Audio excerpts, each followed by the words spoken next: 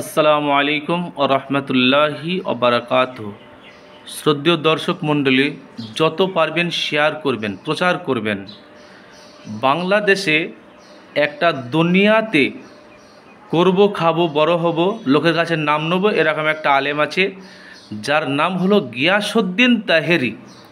সে বলে নাকি আমি আলেম পাস, ফাজেল পাস, কামেল পাস, টাইটেল পাস, আবার ফার্স্ট ক্লাসে সব পাস করেছে। সেই ব্যক্তির কাছে গিয়ে আপনারা বা আমরা যদি কোরআন মাজিদকে নিয়ে যাই যে দেখে দেখে কোরআন পড়ো, সে পারবে না, আটকে যাবে।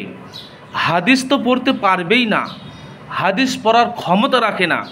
অথচ সেই গিয়াসউদ্দিন তাহেরি বড় বড় আলেম যারা কোরআন হাদিসের বিদ্বান, বড় বড় আলেম, তাদের সঙ্গে নাকি চ্যালেঞ্জ করবে, তাদের সঙ্গে চ্যালেঞ্জ করতে চায়। অথচ সে হাদিসের বোঝে না, হাদিস দেখে পড়তে তো পারবেই না, বোঝে না। আপনারা গিয়াসউদ্দিন তাহেরির কাছ থেকে একটু সাবধান হবেন, না হলে ঈমান চলে যাবে। আসসালামু আলাইকুম।